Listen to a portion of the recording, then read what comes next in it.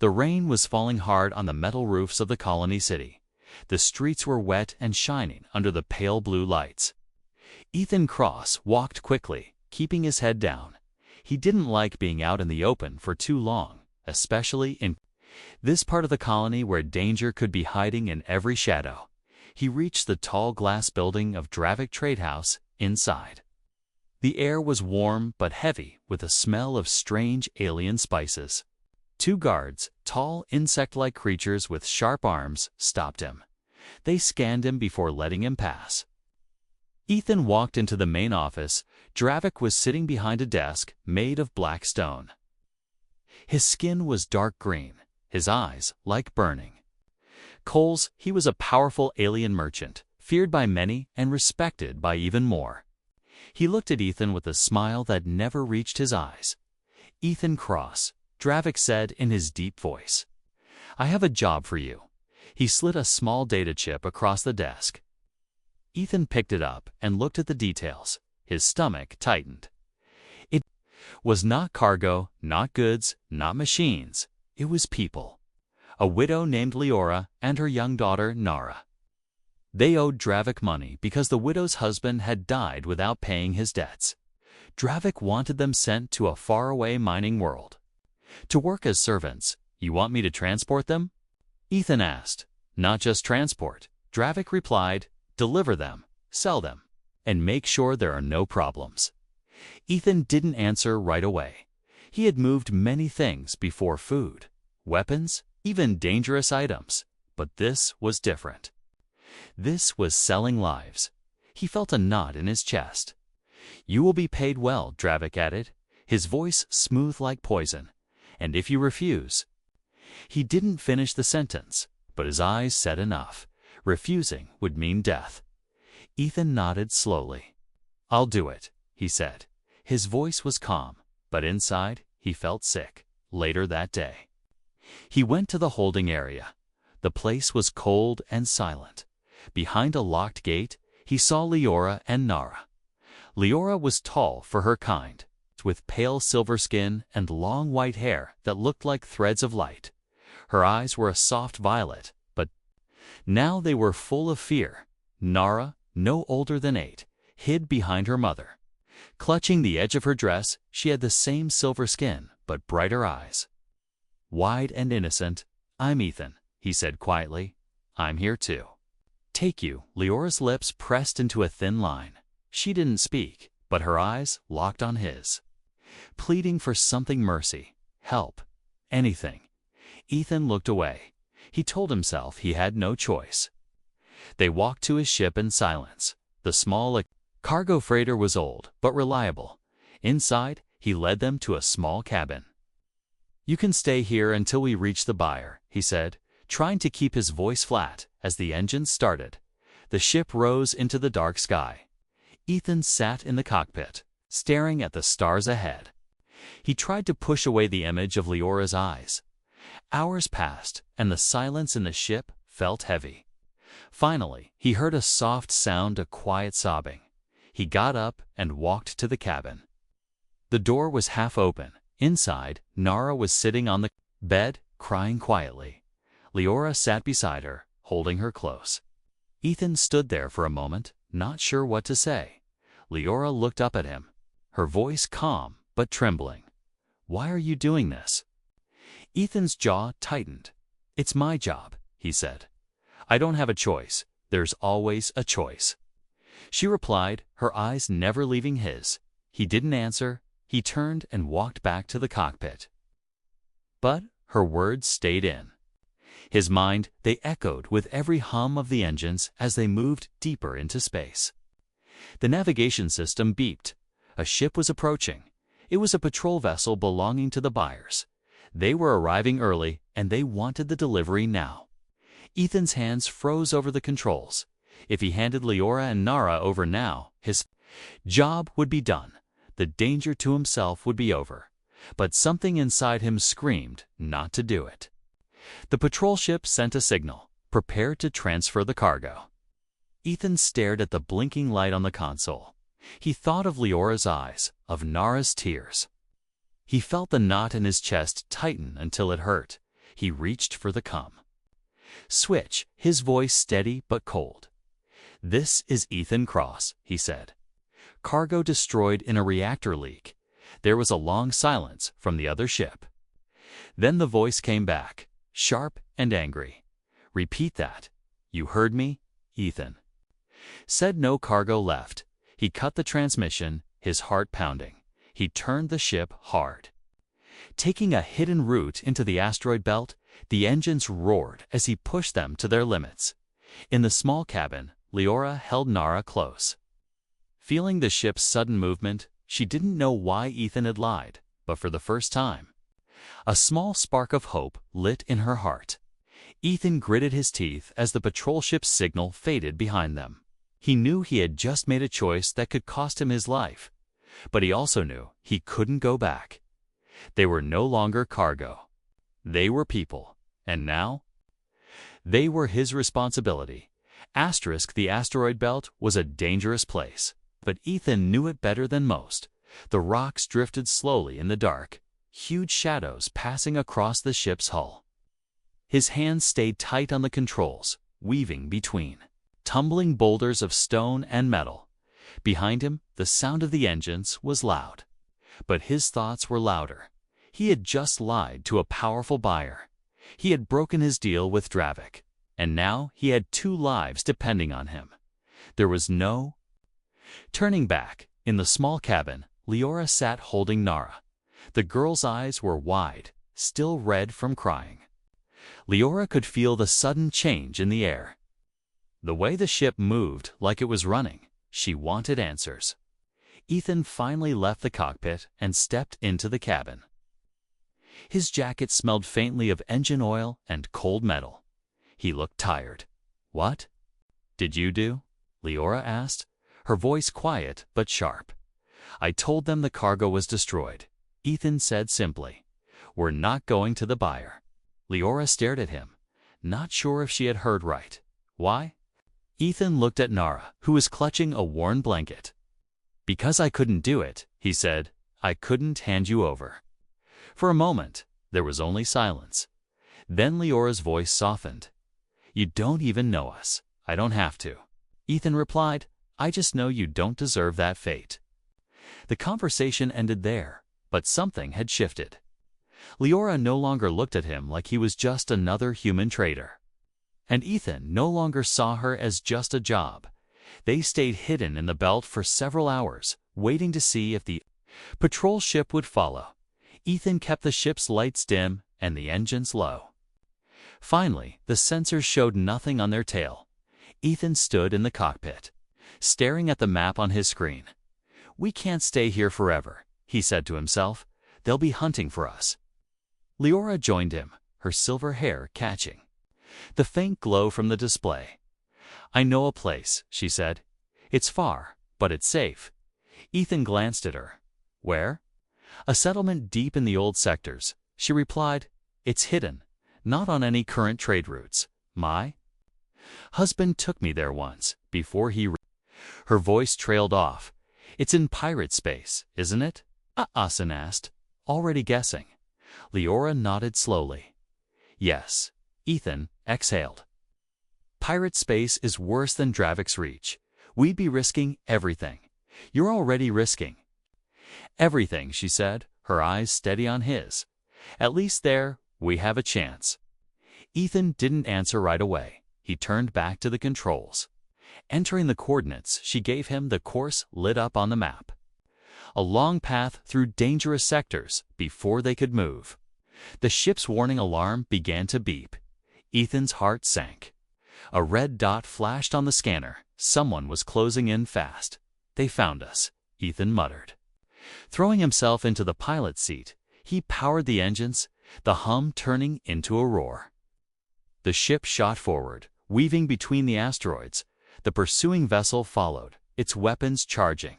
"Hold on," Ethan shouted, pulling the ship into a tight spin.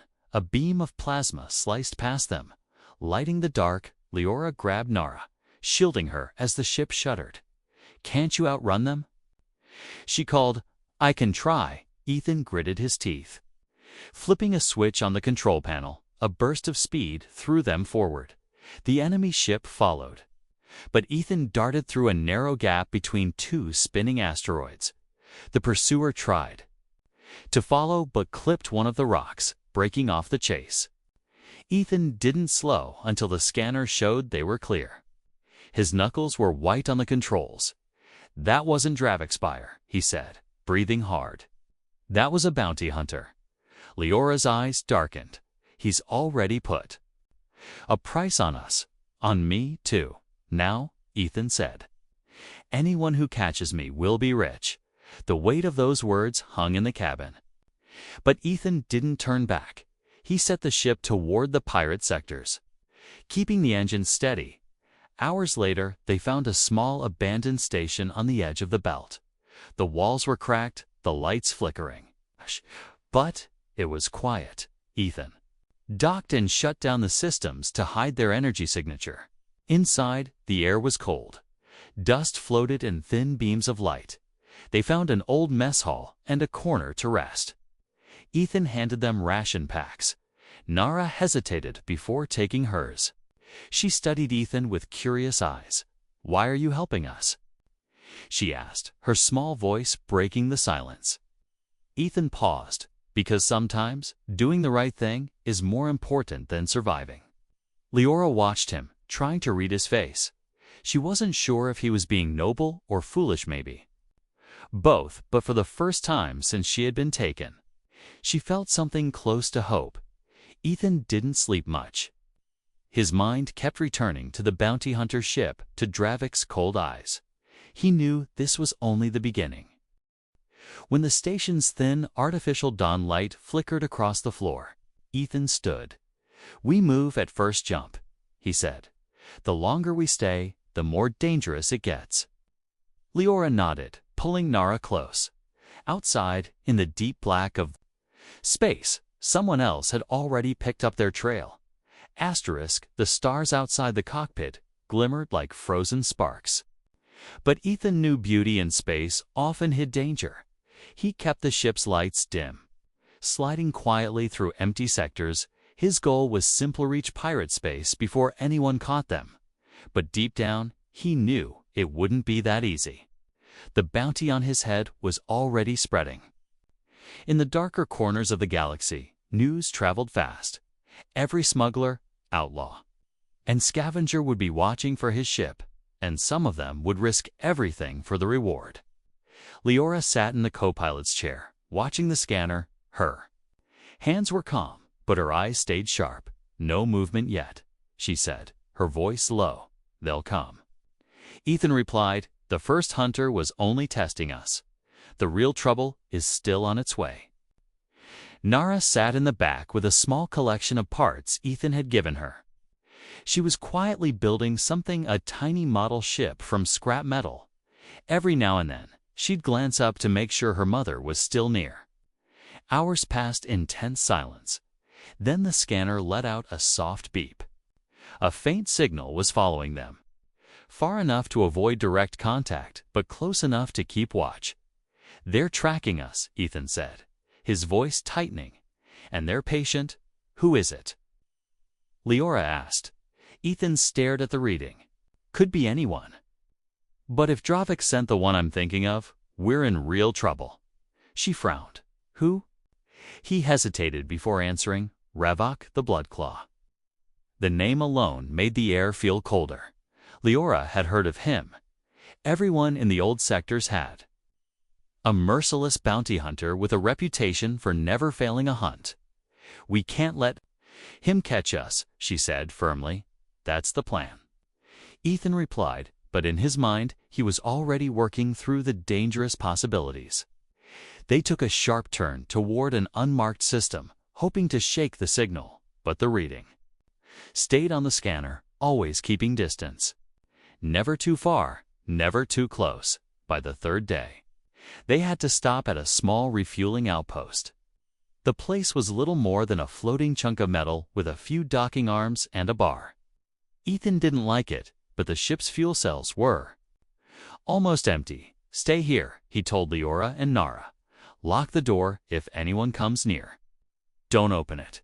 Leora nodded, but she still watched him go with worried eyes inside the outpost.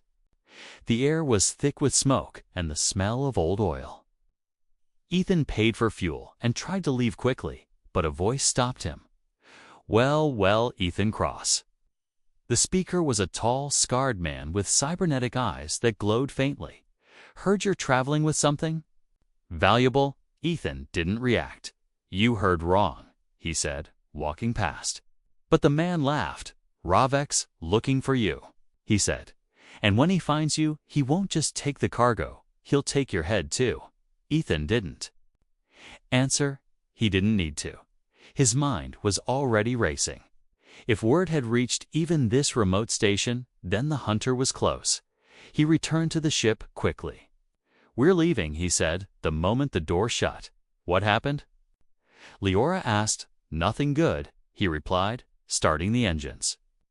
They left the outpost and slipped back into deep space.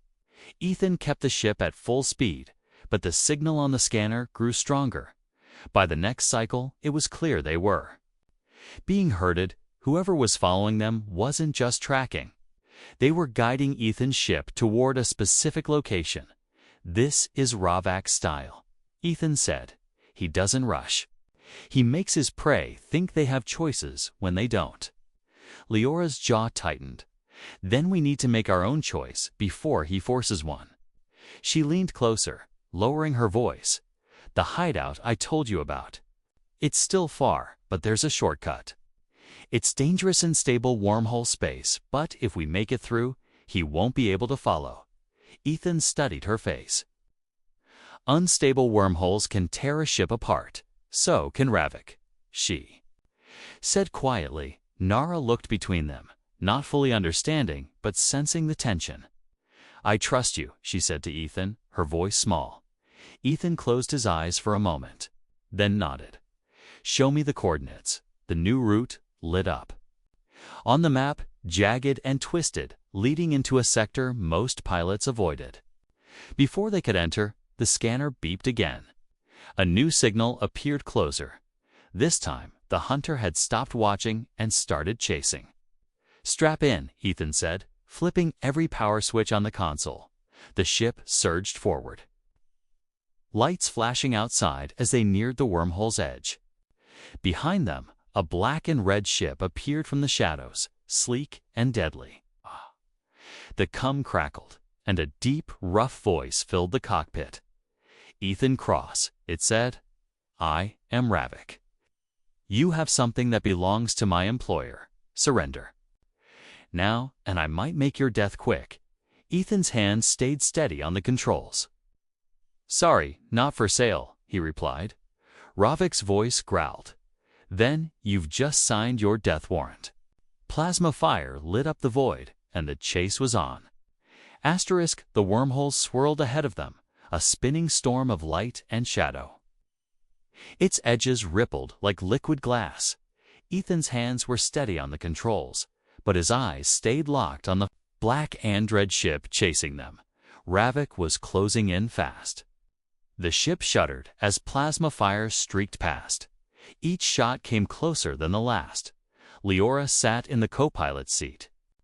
Gripping the safety bar, Nara clung to her mother's side, her small fingers trembling. "We won't make it if we slow down," Leora said, her voice tense. "We won't make it if we lose the ship in there either." Ethan replied. He pushed the engines to full power. The ship's frame groaned as they neared the wormhole's edge. Energy waves rippled against the hull like invisible fists. Behind them, Ravek's ship fired again. A shot grazed their right thruster, alarms blaring. Smoke filled the cockpit for a moment before the auto systems kicked in to seal the damage. "Hold on," Ethan shouted. He pulled the ship into the wormhole for a moment. Everything outside turned into a tunnel of twisted light. The stars stretched into long streams. The floor seemed to tilt under their feet. The wormhole pulled them forward and shook them like a storm, tossing a small boat. Nara buried her face against her mother's shoulder. Leora kept her eyes open, refusing to show fear. The ride was brutal. Sparks burst from the control panel.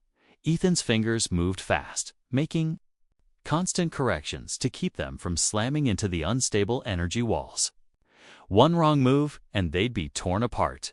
Minutes felt like hours. Finally, the tunnel of light began to fade. They burst out into open space, but not the calm, empty kind. Pirate space was chaos. Wrecked ships floated like dead fish in the dark. Strange stations made from scavenged parts spun slowly in the distance. Dozens of small, fast ships darted between them like predators looking for prey. Ethan adjusted the scanners. "We're here," he said. "Now let's hope your hideout is worth it." But there was no time to relax. Within seconds, 3 pirate ships turned toward them. Their jagged designs and painted skull symbols left no doubt about their intentions. "They're coming," Leora warned. "Of course they are," Ethan muttered. He activated the defensive shields and took the ship into a sharp dive. Weaving between chunks of broken hulls, the pirates opened fire. Red beams flashed across the dark. Some shots hit the shields, making them flicker dangerously. Ethan swerved hard.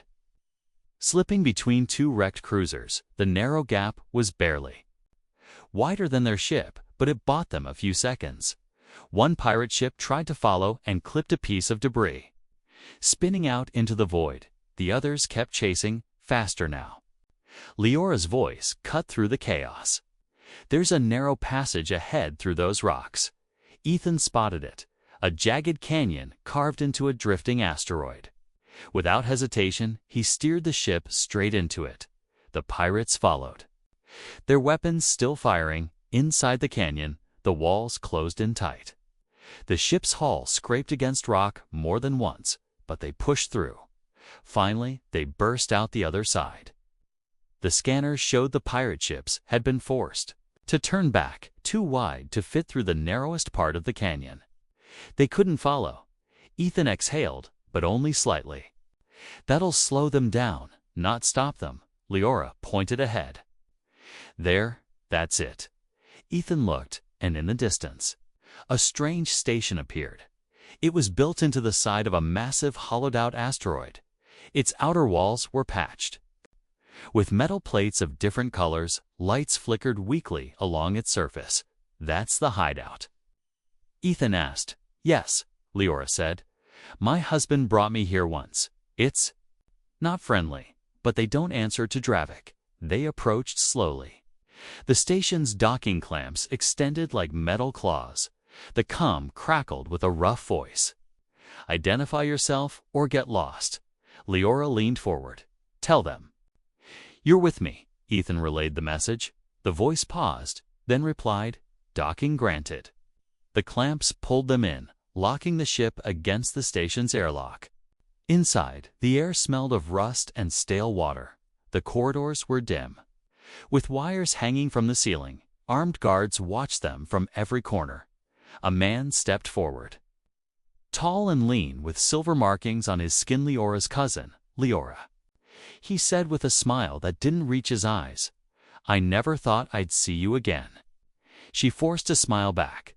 "We need a place to rest, just for a while." "Of course," he said. "Your family?"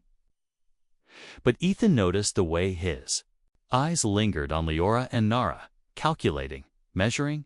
He didn't trust it. They were shown to a small room with 2 narrow beds. The door closed behind them with a metallic click. Ethan sat on the edge of his bed, his mind uneasy. He didn't like this place, and he liked the cousin even less. Leora tucked Nara in, trying to make her feel safe, but deep down, she felt it too. Something was wrong here, outside, in the station's shadows. Her cousin was already speaking into a hidden comm, his voice low. "Yes, I have them. Tell Ravak to come." The room was quiet, except for the low hum of the station's old ventilation system. Ethan sat on the edge of his bed, his hands resting on his knees. He couldn't shake the feeling that they were being watched. Leora was sitting beside Nara, brushing her daughter's hair with gentle fingers. The girl had finally stopped trembling, her eyes half closed in exhaustion. Ethan didn't want to disturb them. But the unease in his chest kept growing. He stood and walked to the small circular window outside. The station's lights flickered against the dark. The docking bay was still busy with ships arriving and leaving. Too busy for a place that was supposed to be hidden, Ethan turned to Leora, keeping his voice low. "You trust your cousin." Leora hesitated. "I used to," she said. "When my husband was alive, he helped us once. But that was years ago. Things change." Ethan gave a small nod. His instincts told him this was one of those times when things had changed for the worse. Later that night, when the station was quieter, Ethan decided to take a walk. He stepped out into the dim hallway. The air smelled faintly of oil and damp metal. He moved slowly, avoiding the attention of the armed guards. He found the cousin in a side corridor, speaking into a small device. The man's voice was low, but clear enough to hear. "Yes. They're here, the human too. Ravik will get his prize. You'll get your payment when I deliver them." Ethan's jaw tightened. He had his answer. He slipped back into the room without making a sound. Leora looked up at him, seeing the tension in his face. "What happened?" "He's selling us out," Ethan said bluntly. "Ravik's on his way here right now." Leora's breath caught. She pulled Nara closer. "We have to leave." Ethan was already grabbing his bag. "We don't have long. Once Ravik docks, the whole station will be against us." They moved quickly, keeping low in the shadows. Ethan led them through maintenance corridors instead of the main halls. The walls here were narrow. With exposed pipes and dripping water, they reached the docking bay, but two guards stood in front of their ship, rifles in hand. Ethan scanned the area and spotted an old cargo lift leading to the lower levels of the bay. "This way," he whispered. They descended in the rattling lift, the sound echoing in the emptiness. At the bottom, Ethan found a side hatch that led to the underbelly of the docking platform. They crawled through the tight space, the metal cold under their hands. Nara's small voice whispered, "It's dark." Ethan glanced back. "Stay close to your mom." When they reached the ship's underside, Ethan quietly unlocked a maintenance hatch. They slipped inside, avoiding the main ramp where the guards waited. Once in the cockpit, Ethan powered the engines. The hum filled the cabin, but before they could take off, an alarm blared through the station. Red lights flashed in the docking bay. "They know," Leora said sharply. Ethan slammed the throttle forward, the clamps released, and the ship jerked. Upward, from the bay entrance, a shadow moved. A ship was arriving, black and red, with sharp, curved wings. It was Ravik. "Hang on." Ethan shouted. The ship shot out of the docking bay just as Ravik's vessel touched down. Blaster fire lit up the darkness. Ethan spun the ship sharply, dodging the first wave of shots. Ravik's ship turned to follow. Ethan pushed the engines into overdrive. The stars blurred past, but Ravik stayed close. "He's faster than us," Leora said, her voice tense. "Yeah. But we know the way out," Ethan replied. He steered them toward a dense cluster of asteroids weaving through the floating rocks with precision. Ravik's ship followed, but Ethan used the cover to break line of sight. They dove into a narrow asteroid tunnel, the walls scraping against the shields. Nara held on to Leora tightly, her eyes squeezed shut at the tunnel's end. Ethan cut the engines completely, letting the ship drift silently into the shadow of a massive asteroid. The space around them went quiet. Ravik's ship shot past the tunnel exit. Scanning the open space ahead, he didn't see them. Not yet. Ethan waited, barely breathing. The moment Ravik moved further away, Ethan restarted the engines at the lowest power, gliding in the opposite direction. Leora looked at him, her voice low. "How long can we keep running like this?" Ethan met her eyes. "As long as it takes," she nodded. But he could see the worry behind her calm face. They escaped the asteroid field without being seen. But they both knew Ravik would find their trail again soon. The hunter didn't give up as the ship slipped back into deep space. Nara reached into her small satchel and pulled out the metal model ship she had been working on. She handed it to Ethan. "For you," she said quietly. Ethan took it, his chest tightening. "Thanks, kid." He placed it on the console beside him. Small reminder of why he was doing this. He wasn't just running anymore. He was protecting them. No matter the cost, far behind them, on the pirate station, Ravik stepped off his ship. His claws flexed as he looked around the docking bay. The cousin approached nervously. They escaped. Ravik's red eyes narrowed. "Then I'll find them," he said, his voice like cold metal. "And when I do, no one will save them." The black emptiness of space stretched around them, but Ethan knew it wouldn't stay empty for long. Ravik was still out there, tracking, calculating, waiting for the right moment to strike. Ethan sat in the pilot's seat, his hands steady on the controls. He had been hunted before, but never with two innocent lives on the line. This wasn't about saving himself anymore. It was about making sure Leora and Nara lived. Leora stood beside him, her arms crossed.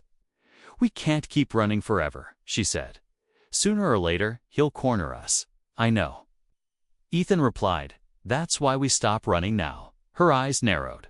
"You're saying we fight?" Ethan nodded. "We pick the battlefield, set the trap, and end this."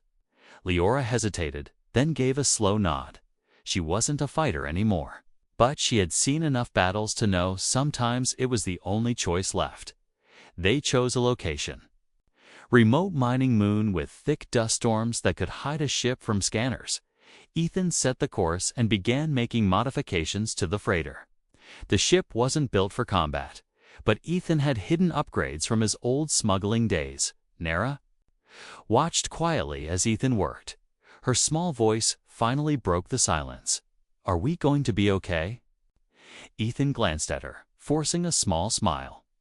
"Yeah, kid, we're going to be okay." They reached the mining moon just before the next storm cycle began. The sky turned a swirling orange, lightning flashing inside the clouds of dust. Ethan landed in a deep crater, hiding the ship beneath the shadows. Then they waited. It didn't take long. The scanner beeped. Ravak's ship entered the atmosphere, his engines growling like a predator closing in on prey. Ethan powered the freighter's systems down to a bare minimum. The ship became just another dark shape in the storm. Leora kept Nara in the back, whispering to her to stay quiet. The cum crackled. Avak's deep voice filled the cabin. "Ethan. Cross, I know you're here. Give me the widow and the child, and I might let you live." Ethan smirked, pressing the cum switch. "Come take them," he said. There was a pause. Then the sound of Ravak's ship descending closer. Ethan moved quickly, activating hidden panels in the cockpit. Two small automated turrets extended from the freighter's hull, powered by energy cells he had saved for emergencies, through the dust. The black android shape of Ravak's ship appeared. His weapons lit up, cutting through the haze. Ethan fired first. The turrets spat streams of plasma, forcing Ravak to dodge.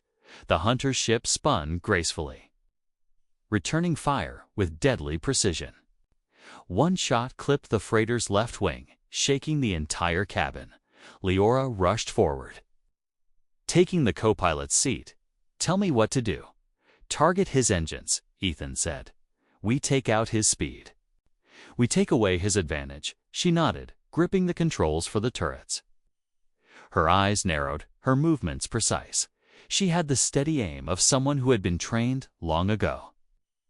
The storm roared around them, lightning flashing between the ships. Ethan used the chaos to dart in close. He scraped the side of Ravak's hull. Firing point-blank at the engine housing, one of Ravak's thrusters sparked, spinning him off course, but he recovered quickly. Ravak's voice returned on the cum. "Colder now. You can't win. Cross. I always get my prey. Not today." Ethan growled. Ravik launched a grappling harpoon. The sharp clawed tip slammed into the freighter's hull, locking them together. Sparks flew as Ravik's boarding tube extended. "He's coming aboard," Leora shouted. Ethan grabbed a rifle from under the seat. "Keep Nara safe," he said, his tone leaving no room for argument. The airlock door shook as Ravok's claws tore through it. The massive hunter stepped inside, his armored frame towering. Over Ethan, his eyes glowed red in the dim light. "You should have given them to me," Ravok said, his voice like a blade scraping stone. Ethan raised his weapon. "Guess I'm bad at taking orders." The fight was fast and brutal. Ravok's strength was overwhelming, but Ethan was faster, dodging heavy swings and firing short bursts from his rifle. The shots burned into Ravok's armor, but the hunter kept coming. Leora appeared in the doorway, firing the ship's emergency blaster. The shot hit Ravok square in the chest, staggering him. Ethan took the opening. Slamming the butt of his rifle into Ravok's head, the hunter fell back into the airlock. Ethan hit the emergency eject. The boarding tube tore free, and Ravok's ship spun away into the storm. Breathing hard, Ethan closed the airlock. Leora lowered her weapon, her hands trembling slightly in the cockpit. They watched as Ravok's ship disappeared into the dust, damaged but not destroyed. "He'll be back," Leora said quietly. "Maybe," Ethan replied, "but next time we'll be ready." He looked at her, then at Nara, who was peeking from the hallway. "For now, we move. We don't stop until we're somewhere safe," as the freighter lifted off into the stormy sky. Ethan knew the fight wasn't over, but he also knew he wasn't alone anymore, and that made all the difference. The storm faded behind them as the freighter broke through the mining moon's atmosphere. The endless stretch of stars returned, cold and silent. Ethan kept his hand steady on the controls, pushing the ship into deep space. No one spoke for a while. The tension of the fight still clung to them like smoke after a fire. Nara sat in the co-pilot's chair now, swinging her legs, trying to smile, but still shaken. Leora stayed close to her, one hand resting gently on her shoulder. Ethan glanced at them. His body ached from the fight, but his mind was already turning over the next steps. "We can't go back to any known trade route," he said.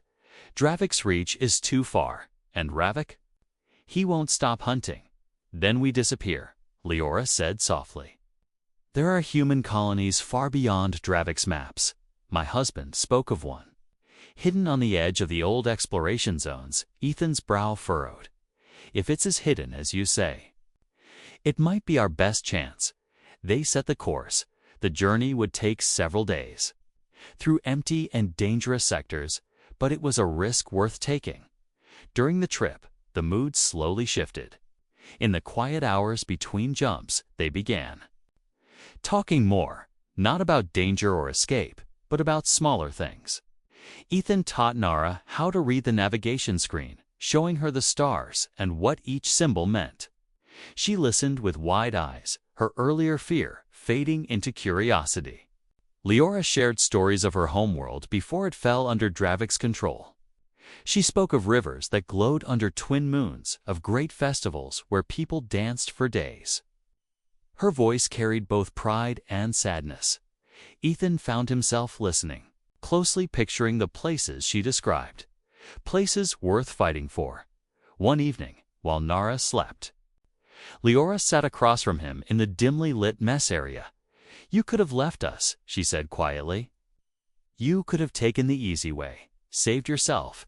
Ethan shrugged. "Easy doesn't always mean right." Her eyes softened. "You've risked everything for us. I don't know how to repay that." "You don't have to," he said. "Just stay alive." For the first time since they met, she smiled without any shadow of fear behind it. On the third day, they neared the hidden colony's coordinates, but as they approached, warning flashed on the scanner. Another ship was in the area. Ethan's heart sank until he read the signature. It wasn't Ravik. It was a small human patrol vessel. The came to life. Unidentified freighter. State your business. This is Ethan Cross, he replied, seeking refuge for civilians. Under threat from Dravik Trade House, there was a long pause. Then the voice returned. Follow our signal beacon and prepare for docking. They followed the beacon through a drifting cloud of space dust, and then it appeared a massive asteroid hollowed out and transformed into a city. Lights glimmered along its surface, and inside the docking bay, people moved with purpose when they landed. The airlock opened to reveal a group of armed guards, but their expressions were not hostile. A tall man stepped forward, his uniform clean but worn from use. "Welcome to Haven," he said. "You're safe here." Leora's shoulders relaxed. For the first time in days, Nara's eyes widened as she took in the sight of the bustling hangar. Ethan thanked the man, then helped Leora and Nara down the ramp. The warmth of the colony's air was a sharp contrast to the cold, recycled air of the freighter over the next few hours. They were given a small home within the colony, a simple space with 2 rooms, clean beds, and a view of the stars through a reinforced window. It wasn't much, but it felt like more than they had dared to hope for. That evening, Ethan stood by the window, watching the quiet traffic of ships outside. Leora joined him. "So, what will you do now?" she asked. Ethan thought for a moment. "Stay here, I guess. There's work to be done, repairs to help with, people to protect. You're not thinking of leaving?" She asked, a hint of worry in her voice. He shook his head. "Not unless you want me gone. I don't," she said simply. Nara ran into the room then, holding something behind her back. "Close your eyes," she told Ethan. He raised an eyebrow but obeyed when he opened them. She held out a small object. It was the metal model ship she had been building. Now fully complete, she had painted it with small streaks of blue and silver. "It's our ship," she said proudly. "Because you didn't leave us behind," Ethan took it carefully, feeling something heavy and warm in his chest. "Thanks, kid," he said, his voice a little rough. Nara smiled, then, without hesitation, she hugged him tightly. "You're my dad now," she said. Ethan froze for just a second, then wrapped his arms around her, meeting Leora's gaze over the girl's head. There was a quiet understanding between them. This wasn't just survival anymore, it was family. Later that night, as the lights of the colony dimmed for rest, Ethan sat on the edge of his bed, holding the little ship in his hands.